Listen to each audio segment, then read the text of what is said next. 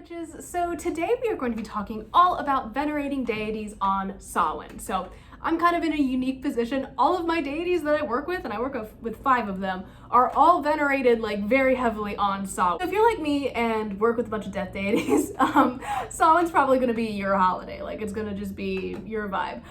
If you don't work with death deities, don't worry about it. There are tons of deities that can be venerated on Samhain. I have mostly talked about death deities because they are at the forefront, but any deities having to do with like the harvest or the earth also.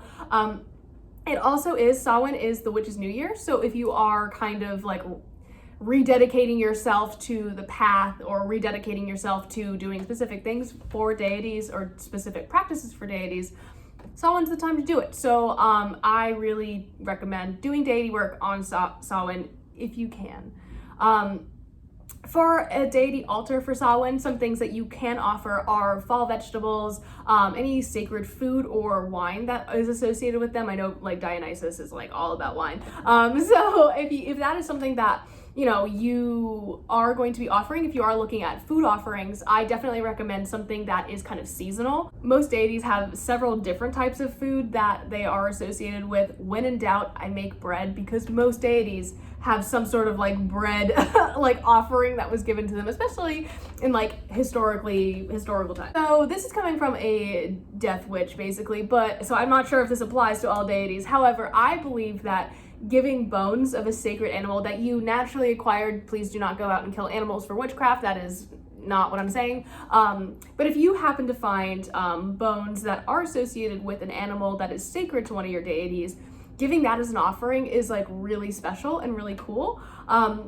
For example, I have this very old and very fragile deer skull from when I first started practicing, and that is on my altar to Hearn, actually. So that was an offering that I gave him. I don't use it for anything else. I've never used it for anything else. It is his item, and it is his, like, I'm sorry, I was like looking at it. It is my representation of him in my practice. So because these animals are sacred to them, I just think that having a representation of one of those animals or something like that on your altar, especially during Samhain. So I feel like giving animal bones or bones of a sacred animal to one of your deities, especially on Samhain, which is all about remembrance of those who have passed on and etc., etc.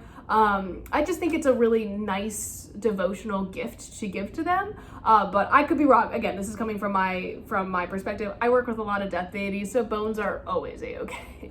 So moving right along, with Samhain being the witch's new year, I think that it is really special to do kind of not like a rededication ceremony, but like a gratitude circle, I guess, with calling in all of your deities. You don't have to do them all at once. I know everyone's relationships are different. I tend to, because they get along pretty well.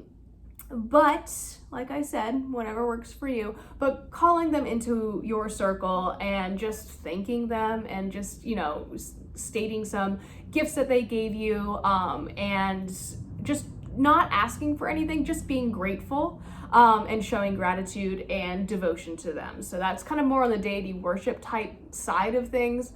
And it's just something that I think is really nice to do, especially to like kind of get your year off to a good start, and just like check in and just be like, hey, I appreciate you, like thank you for everything.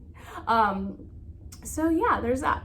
Okay, and so wrapping up this little video, I know it was kind of shorter than the last ones that I've been doing, but I've been ranting a lot. But my last piece of advice is to do a specific divination with each one of your deities. See what they have to tell you regarding your path for the next year. But having that time to sit down and really work one-on-one with them is really sacred and really special. And when done on Samhain, as we talked about before, the veil is thinner.